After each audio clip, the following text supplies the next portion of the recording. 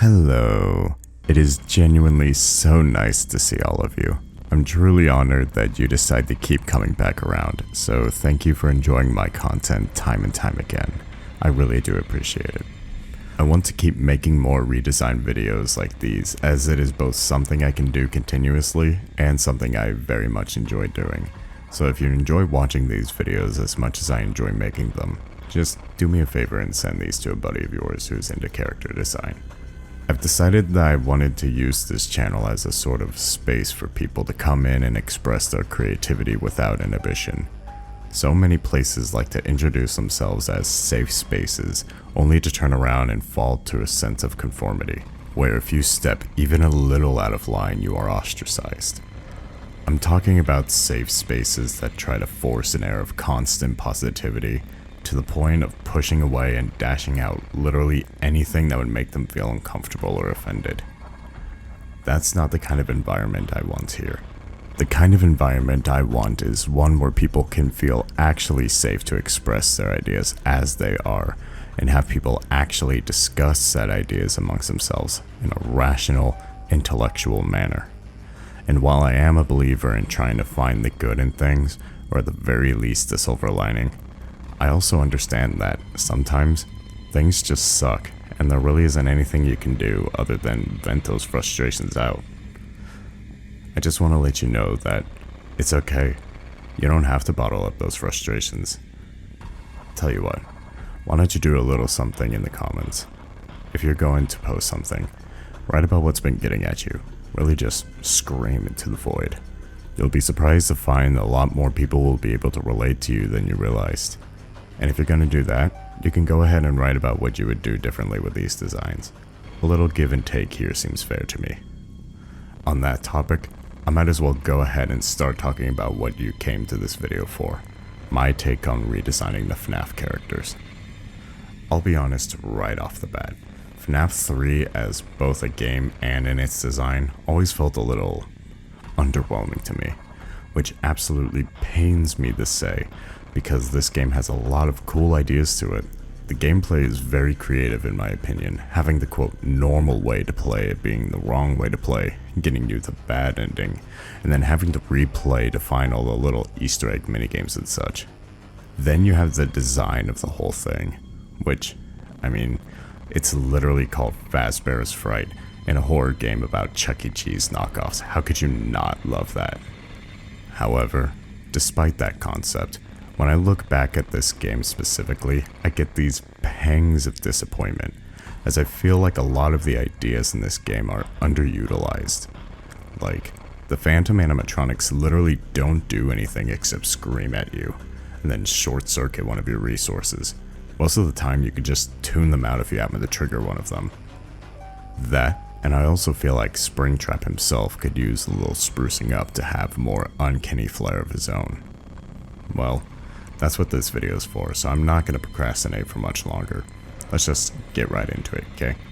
Today we're going to be doing all 6 Phantom animatronics, and then Springtrap right at the end. Sound like a plan? I think that sounds like a plan. Let's go with the Phantoms, starting with somebody's favorite, Phantom Freddy. Okay, so right off the bat, you may notice that the Phantom animatronics are going to look a little more disproportional than their original counterparts.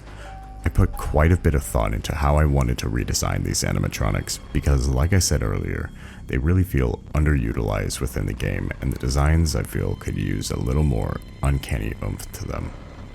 So, with that in mind, I decided to redesign these Phantom animatronics to look very deformed and disfigured, with joints either in the wrong place or bending just the wrong way. Nothing is where it should be, and everything is falling apart. I think such a drastic change across the board would give these Phantom animatronics a lot more of their own unique flair, as it would absolutely add into the fright factor of the attraction.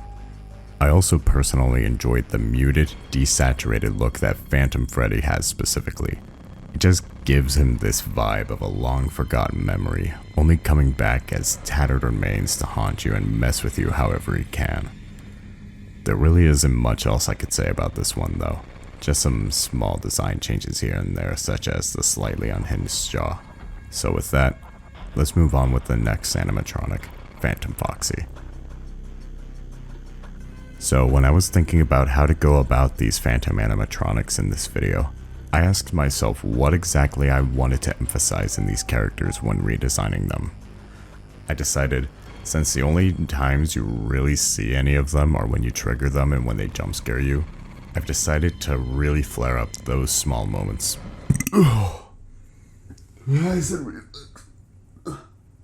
I've decided to really flare up those small moments specifically. When it comes to Phantom Foxy, you see him perched in the corner of your office before he lunges into your face screaming. So I really wanted to give that hunched look to him, as if the material itself is warped to bend forward. I also wanted to be very particular in my color choice with all the characters in this one, trying to give the most sense of dread and unease I can muster. So with Freddy, you have the very dark, muted colors, and with Foxy, you have a very bloody looking red. I actually wanted the red to look very deep and saturated compared to the rest of the design to really give it that striking contrast with everything else, especially imagining if it was in that dingy office of Fazbear's Frights. Not much else to say about Foxy really, unless you want me to point out the curly tongue that you'd probably remember from FNAF 4 teasers. So let's just go right ahead and move on to the next animatronic, Phantom Chica. Okay, so there really isn't a lot to go off of in terms of inspiration when it comes to Phantom Chica. If I recall correctly, you can fact check me if you want, I don't feel like looking it up right now. The only times you really see Phantom Chica is when her face appears on that arcade cabinet, and then when she subsequently jump scares you by approaching you with her mouth agape. So, with so little to go off of, I decided to have some fun with it. I wanted to give the vibe that Chica could barely hold herself together as she approaches you, whether it be from the fact that she's discommissioned and run down, or simply from the fact that she's just that anxious to snuff you out. As for the design itself, I decided to pull aspects from both the FNAF 1 and FNAF 2 redesigns I already made with the elongated jaw and longer body proportions. Unfortunately, there isn't too much else to say about Chica, so let's just go ahead and move on with our next animatronic, Phantom Mangle. Okay, so I really had a lot of fun with this one. I wanted to really make the Mangle look unlike anything that would even remotely resemble a human, maybe something more akin to a spider or like an octopus. Because my thing is, you really don't see much of Mangle at all in this game. You at least get to have a flashy jump scare with most of the other animatronics, but with Mangle they literally just scream at you for a few seconds.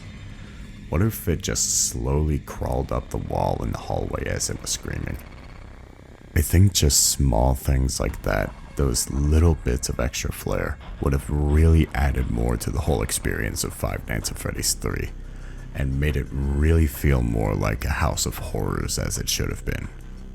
I also just want to say that with Mangle specifically, it was really fun to design them with such an elongated muzzle, really give it that deformed carcass look.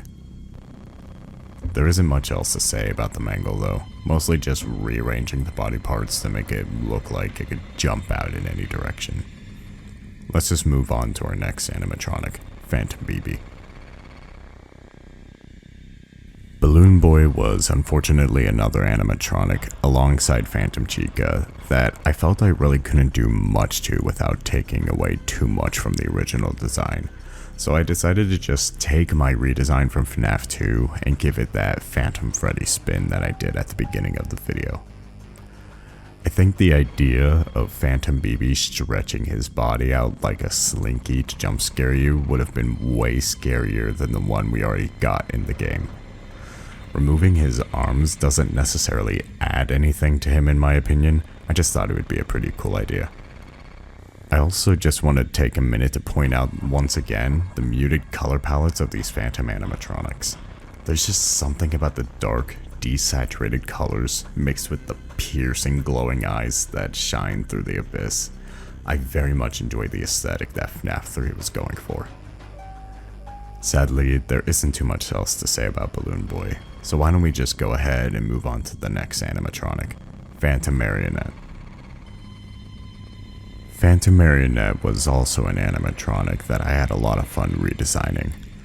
While the marionette doesn't necessarily have anything inherently different about them function-wise, the jump scare itself was different enough to spawn a few ideas in my head. Since the marionette doesn't really do anything except to linger on your screen in front of your face for an uncertain time, I decided to spice that up to make it much scarier in my opinion. Just imagine Phantom Marionette in your face, similar to the original game's idea, except they're coiled and wound up like a snake, wobbling side to side as they keep a menacing stare straight into your eyes.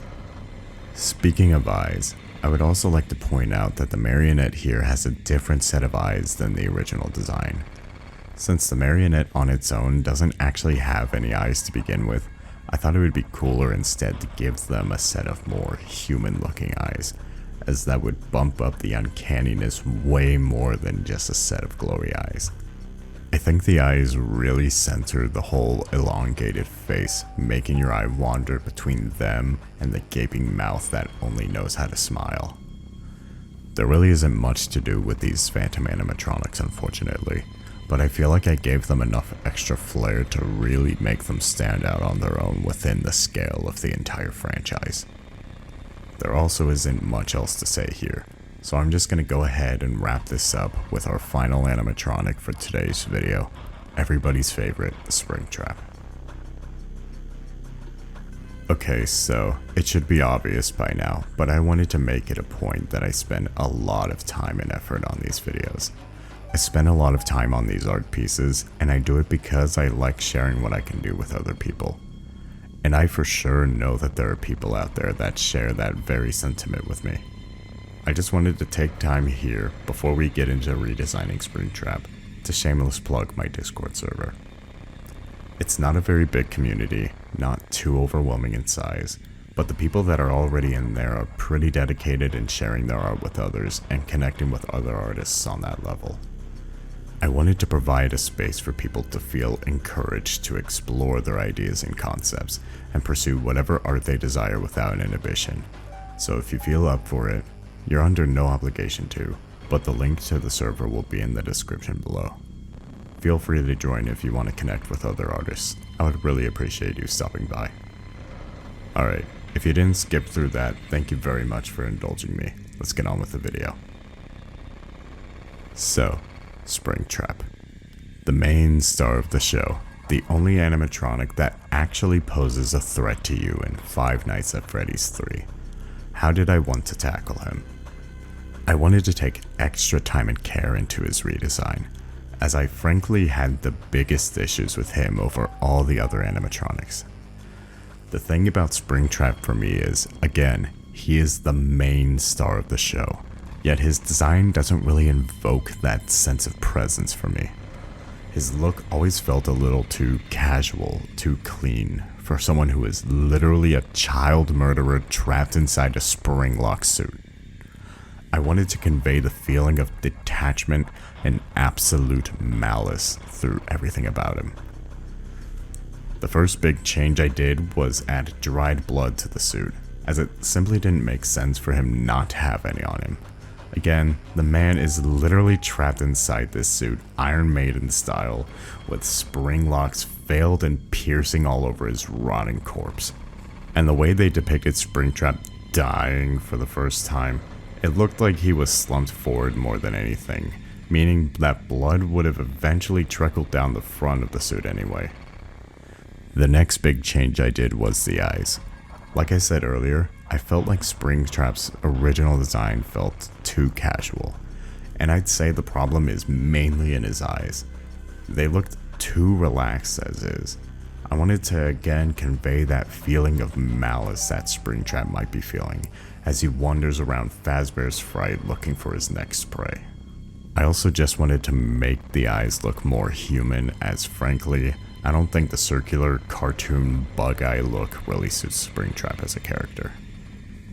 Aside from that, you could really just chalk up the rest of the design changes I made here as either a simple change in style or restructuring the proportions to more of my liking. And just like that, we have completed yet another redesign video. I really do enjoy making these, putting in as much time as I do to make sure these come out just right. But I also want to point out that these videos take just that, time. Lots of time and effort that I must have whilst also trying to maintain everything else in my life. It's a lot of work and, I'll be honest, the going gets rough sometimes. So, if you would, no pressure, be sure to leave a like on this video. Share it around with your friends who are also into FNAF and redesigns. I want to keep making more videos like this, and even start branching out into other franchises to delve into redesigning things from those series. And also, if you want to, be sure to check out my Discord server through the link in the description below. We would love to have you share your art and ideas. But yeah, I think that's going to be all from me today. I'll see y'all in the next one. Peace out.